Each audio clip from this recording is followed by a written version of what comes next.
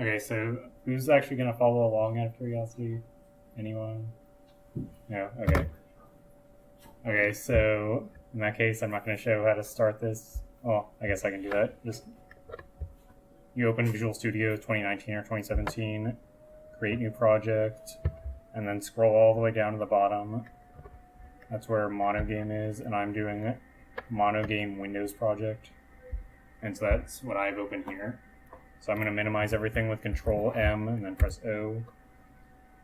And to start off, these are the download links. If you don't already have it installed, it's a little late, but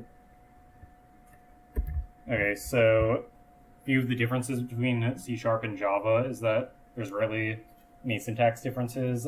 I'll go over like one or two of those. That's like all that there is. And C# is pass by value. If you don't know what that means, basically you say B equals 3 and then A equals B in Java, and then change the value of B, then in some instances that might retroactively change the value of A, but that's not the case in C#.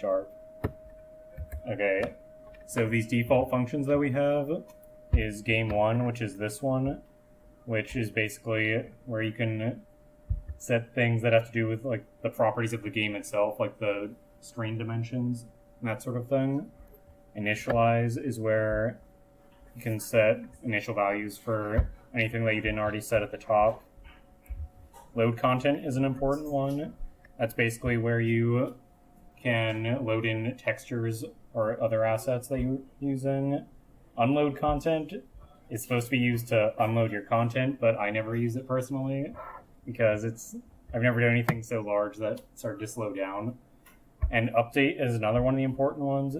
So this function is run 60 times per second, and so this is where you put all of your game logic basically, and we'll get into that a little later. And draw is, as you might guess, where you put all the logic to put things on the screen. So if you're not drawing it, you're not going to see anything. Okay, so I'll start off with the basics. So a built-in thing with Monogame is you can make rectangles. So if I say rectangle, rec1, then in load content, actually here, I'm going to go ahead and make the texture 2D that we're going to put onto that rectangle. So this is basically what it's going to look like. So I'll just call it rectext. And then within load content, we can initialize both of these. So rec1 equals a new rectangle. And then I'm going to go with this parameter, which is taking 4 arguments, the first one being the x position, which I'll set at 100. The y position I'll also make at 150. Width I'll make 40.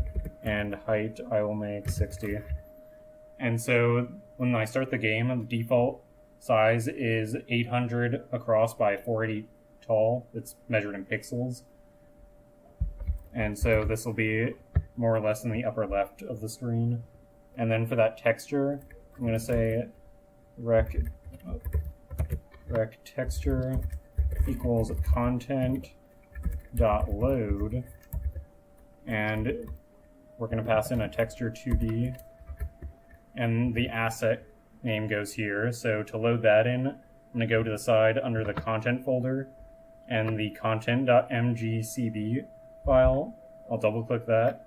If it doesn't automatically open in this window, then you can right click and go to open with, and you're going to set the Monogame pipeline tool is what you want to use. So this is where we put all the assets for the game, and so I already have some made, so I'm going to say add existing item. And I was working on this last night, so I can sneak into here, demo 3, and I'll steal the asset from here. This is a blank square. Contrary to popular belief, oh yeah, you can just press add. This is basically, do you want to copy it or steal it from that file location? Then press F6. That'll load everything. So what I was saying about the texture is it's literally just a white square, not transparent. that'll come into play later. And so for the asset name, I called it blank square, and you don't need the file extension here. And at the bottom, I'm going to draw this. So the way you do that, before you draw anything, you have to say sprite batch. That's the one with the lowercase s and capital B, not the other one. Dot begin. So that's telling the game engine that you want to begin drawing stuff after this point. And I'm going to go ahead and put in the sprite batch.end. That's telling it, okay, I'm done drawing everything. So within that, I'm going to say sprite batch.draw. And we're going to use this one, which we specify a texture, the rectangle that we want to put that texture onto, and the color of it. And so we're going to use, as you might guess, rect texture as the texture. The rectangle is rec1. And the color, I'm going to do color dot, and then there's like really obscure colors they have in here, so I'm just going to do color dot red. And so now if I run the game, which by default in Visual Studio is F5, then you can see that's the rectangle. And since I just used a blank square texture and I specified red, then it made the whole thing red. If you saw there when I was trying to click the X on it, you couldn't see the mouse. If you want to turn on the mouse, you can say inside of game1, this dot is mouse visible equals true, and run it again. And now when I put my mouse inside the window, you can see it. Alright, so what's next? So next is getting keyboard input, which we can do using keyboard state. KB is the standardized name. And I'm going to go ahead and make old KB, which we'll use a little later. And so down here within update, we're going to say we want to basically update whatever keys are being pressed 60 times per second, which is what the update method is for. And so KB equals keyboard.getState. And then using that, we can make an if statement saying if KB, that's referring to the keyboard.isKeyDown, and then specify the key that we want to be pressed. So it's specified as keys dot, and then the space, or yeah, space bar, sure. So space is the name for the spacebar key, and so whenever we press spacebar, or whenever it's being held down, I'm going to say that rec1.x plus equals 4. And so this is being run 60 times per second, and so if I'm holding down the spacebar for exactly 1 second, 4 times 60 is 240. And so if I hold it down, then it's going to go to that side. And if we want to bind that to the letter D, we can do that. And then, as you might guess, we can also put in things to make the X go in the other direction. If we bind that to the A key, then we can go back and forth, left and right, depending on which one we're pressing. And you can also use is key up, so that's basically if it's not being pressed. So I already have that on copy paste. So I'm going to say is key up, and we can say if we're basically not pressing, we can say the letter T, then we can change the Y. And in most coding things, the upper left is 0, 0. And so when I say Y plus equals 4, then it's actually moving down. So if I don't press anything, then we're going to move downwards. That's because we used is key up instead of is key down. So the next thing is mouse interaction, which we can show using mouse state, ms,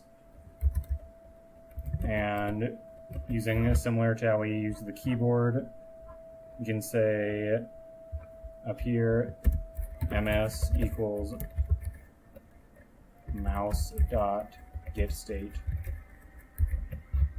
We can also specify a point using that, so that's like the cursor's location on the screen. So if we say point, That's also a built-in thing in Monogame. Mouse pause for position. Then down here we can say mouse pause equals a new point, and it's specified as an x and y position, so we can say ms.x and ms.y. So now this is a good time I can go ahead and show how to put font on the screen for debugging purposes.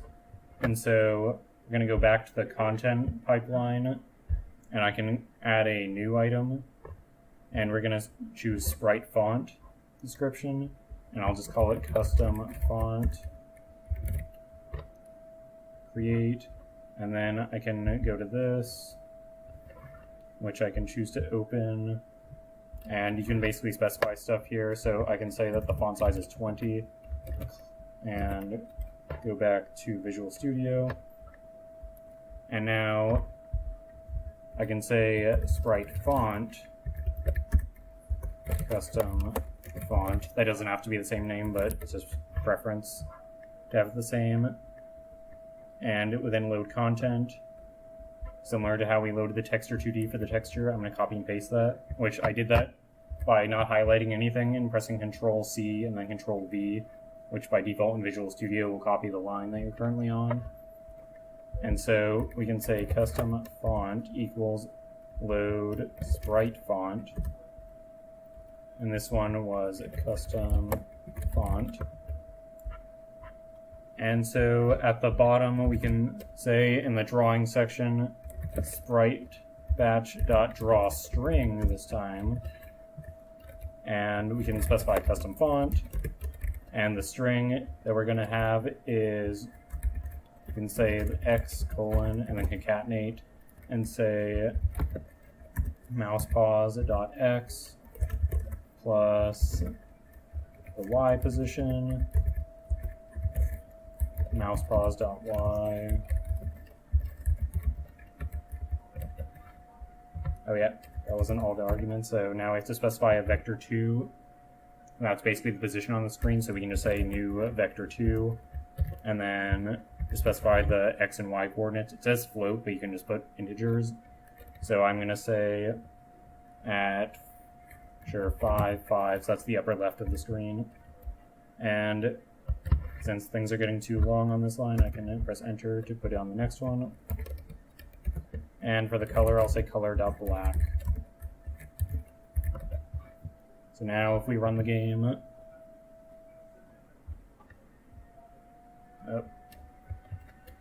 let's see. Oh yeah, custom font equals, wait.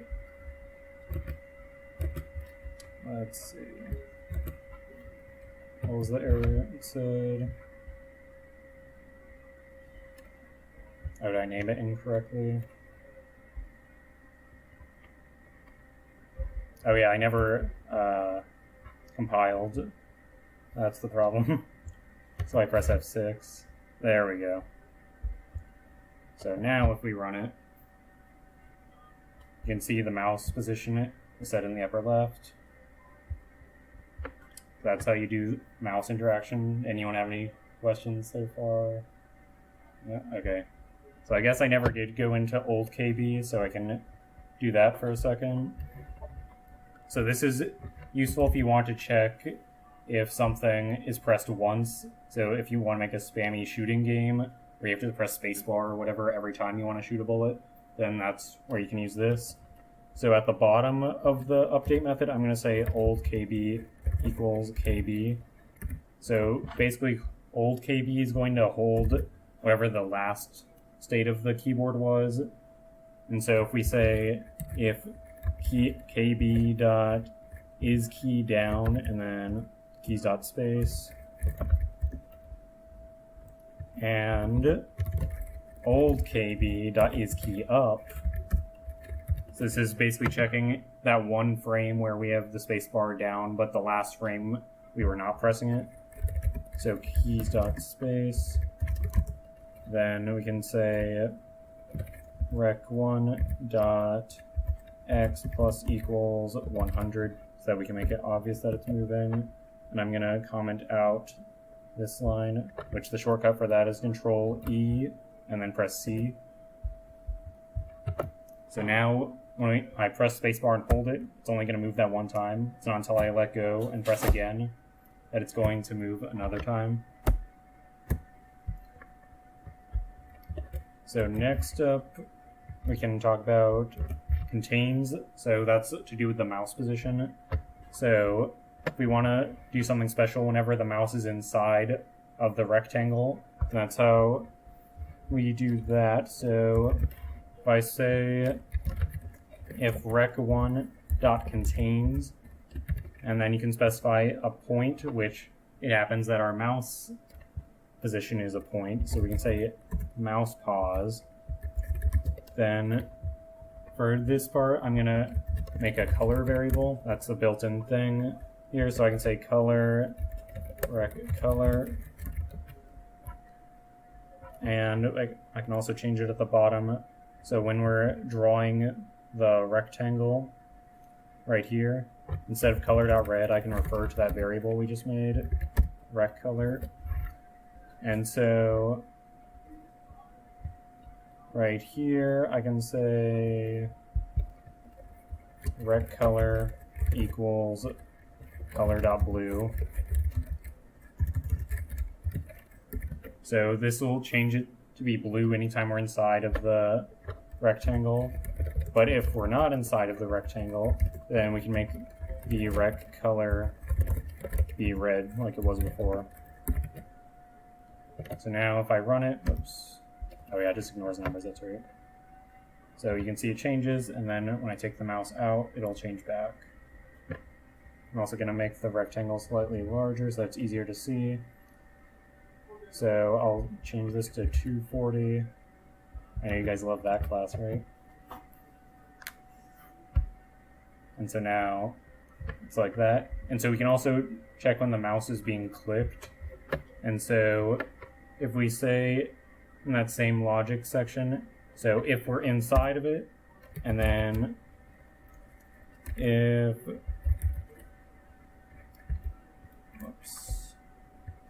ms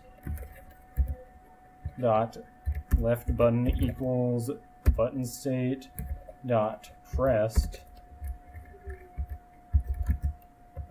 then we can say that rec color equals color.green.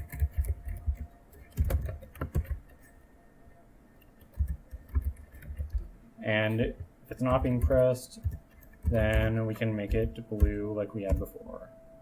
Okay, here's another shortcut you can do. If you have the cursor on a line and you hold Alt and use the arrow keys, you can move it up a line without having to remove and replace.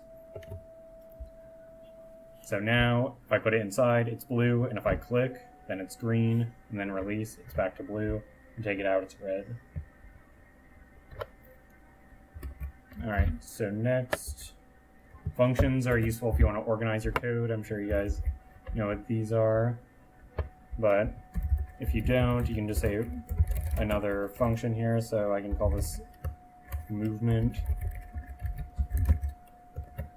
And within that, I'm just going to copy and paste this code that we had for moving the rectangle left and right and take it out of there. And I'm going to do this part for demonstration purposes. I'll often make a new function to organize my code, and I'll try running it, and I'll wonder, hey, why'd those keys that I just had stop working? It's because I never called the function. So you have to say just movement, because that's the name that we put down here for the function. So now when I run it, then we can move left and right like we could before. One question I got in the past when I was showing someone this is, what if I don't want something to happen 60 times per second? What if I only want it to happen, say, 10 times per second? So we can handle that situation if we make a game clock. And so at the bottom, where we have all this other ending code, we can say game clock plus plus. So since the update function is run 60 times per second, and we're incrementing the variable by 1 each time that the update function runs, then that means this thing's going to count up by 60 every second. And so we can use a modulus to make things not happen every second. So within our movement code, so this is checking if we're pressing D to move to the right, then I can change that to be and the game clock mod 6 equals 0. So now we'll only move by 10 times per second. So you can see it's a little more stuttery. So you can make the FPS look less if you wanted to do that for some reason. But since it runs 60 times per second normally, that's where the 60 FPS comes from in games. So next, we're going to go into classes. So to do that, you can right-click whatever you named it. So it's the second line under solution. Right-click, go to add, new item. And by default, class is selected, so I'm going to call this character. And so this is one thing you have to do whenever you make a new class. You have to go back to your game 1 class and copy over the using statements, because those are specific to Monogame. And so now we can do something similar to what we were doing before, except it'll be a lot easier now. So instead of making a separate texture variable and the rectangle variable, now we can say rectangle actually, I don't know if I want to use character. I'll say a character. And we can also specify a texture 2D. Oops. Rectext. And then I can say public character, which will take in a rectangle, rec, and texture 2D texture. And so within this, I can assign the variables that we had up here. So rec character equals the one that we passed in, and its texture will also be equal to the texture that we passed in.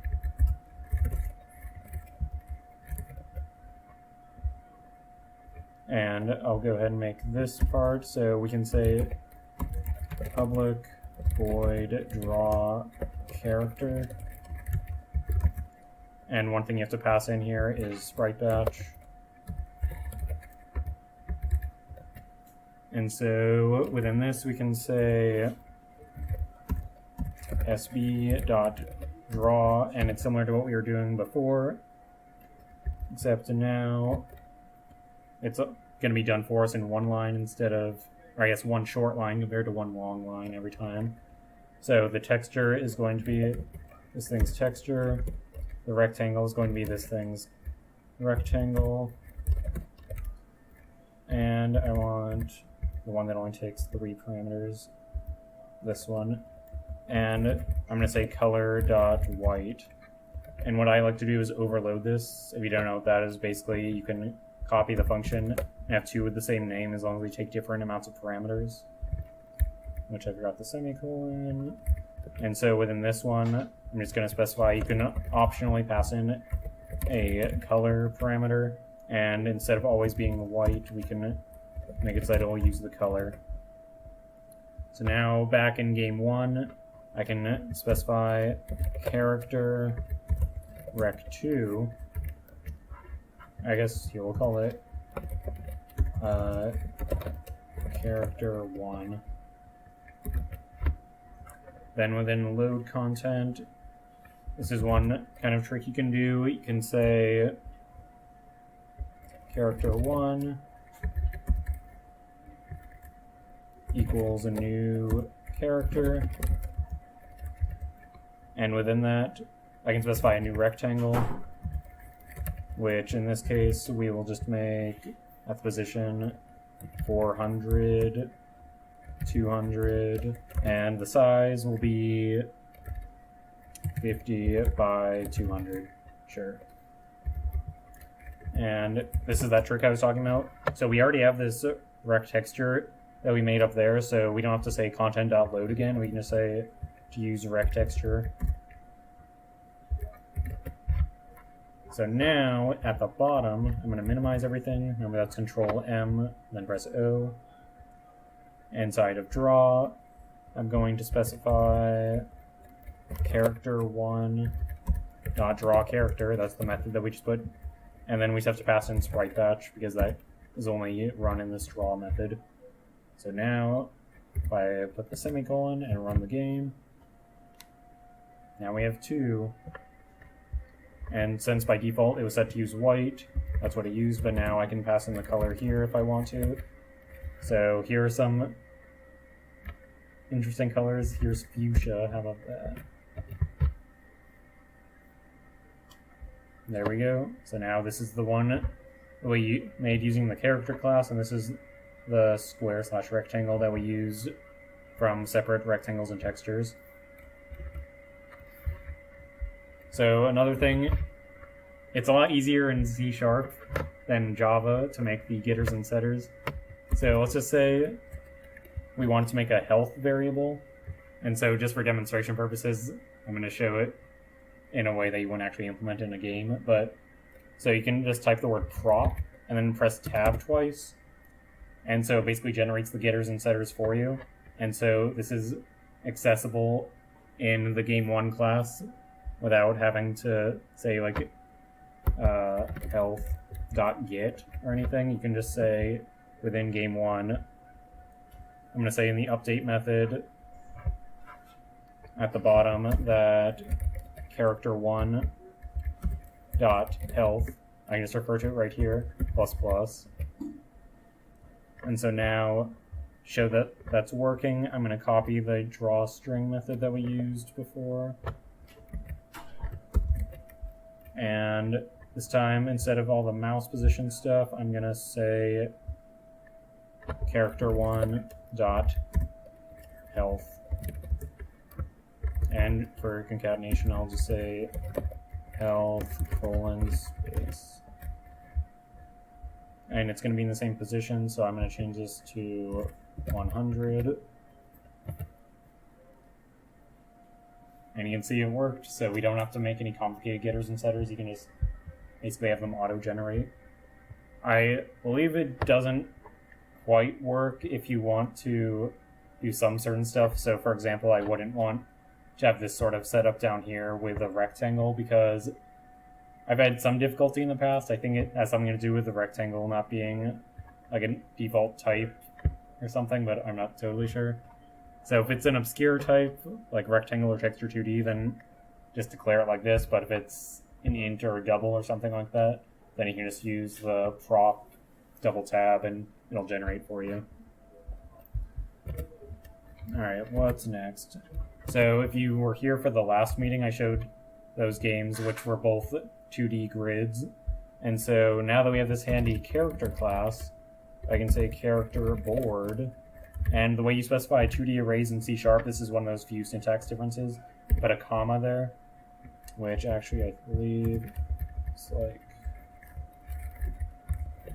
Actually, that might be wrong. Oh wait, no, that was right. So yeah, you put a comma instead of doing like double array like you do in Java or some other languages. So now, within load content, actually I'm going to go ahead and make some variables here. So the width and height of the grid. So I'm going to say grid dim x equals 5. Actually, hold on, we'll go 10 and we'll make the UI dimension 5. And so I'll go ahead and go into how to change the screen dimensions. You go into game 1 and you can say this dot, what is it, graphics dot preferred back buffer width equals, I'll make it 1000. So this will make it so that the screen is 1000 pixels wide, and it's similar for the height, it's preferred back buffer height. And I'll make that, here, we can make it 1080 and 720. for 16, I think that's 16:9 aspect ratio. And so I cleverly chose 10 and 5 because those evenly divide the width and height I was going to choose. And so now, within load content, I can use nested for loops. You can also automatically insert for loops by just typing for and then double tab. And when it does this part and it has two eyes that you don't want to be the same thing, you can highlight them, press F2, and you can rename. So this inner one, I'm going to have be the X dimension, and the outer one, instead of I, I'm going to rename that the Y. And we want this to be less than the grid dim Y and grid dim X. So now we can say, alright, this is something I normally forget, but I didn't this time. So board equals new character array, and we're specifying this as the Y dimension first and then the X. And we're going to say board add Y comma X. That's how things normally are in programming. You specify Y dimension before X. Equals a new character. Oops. And the rectangle, you can be clever at this part, so new rectangle. And so for the X position, we can say X times, and then specify the, hold on, for ease of use, I'm going to make the int screen width variable, and that's 1080, and screen height is 720. Now I'm just going to change these to use those variables, screen width and screen height. So now down here we can say the screen width divided by the board grid dimension X. So this will evenly space things so they won't overlap, because in this next part you can specify the Y, which I'm just going to steal this and just slightly change. I'm going to put that on a new line. So the Y instead of X, and instead of the width, we want the screen height, and the Y. So now for width, it's going to be similar, except instead of specifying X times anything, we can just say screen width divided by the grid dimension, and sort of same thing, except we're going to say screen height. Oh yeah, if you don't already know, it's control space to autocomplete. And I'll go ahead and put that on a new line.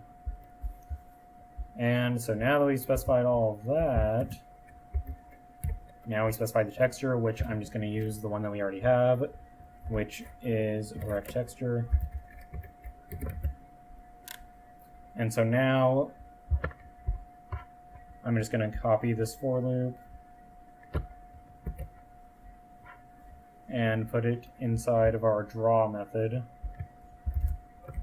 So the order that you draw things is depending on which thing you call first. So actually, if I put this here, I'm going to comment out what we already have.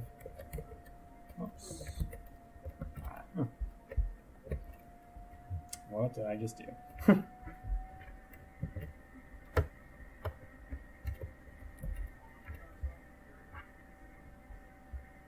I've never seen this window before. Okay. So hopefully that didn't mess up anything. So up here, comment all of this out. Control E and then press C. And so down here, I will specify to draw that spot. So, dang it. dot draw character, sprite batch, and for the color, we can also make this interesting. Since we're using a 2D or nested for loop, we can say new color, and you can either specify, like we were doing before with color.red, but you can also specify RGB values. And so to do that, we're using this one. So if I say it's the X times 20, actually, we do, yeah, sure, 20. 50, okay. And Y times 50, and then X times Y plus 10. Actually, if we do times 10, that might work. Here, let's see if it does. So if my calculations are correct, it's a nice mosaic or gradient effect. I think we're nearing the end. I already went over that. Let's see. We still have some time. I don't know if I want to go over game states. It's basically if you have different screens, so like a title screen, then you can separate your code using enums and that sort of thing. But we can skip that. It's a little advanced, I think. And so we can show some of my games. If you have any questions on how I coded it, you can ask now. So here's that memory game from last time, which isn't going to show on this. Yeah, I'll stop the recording.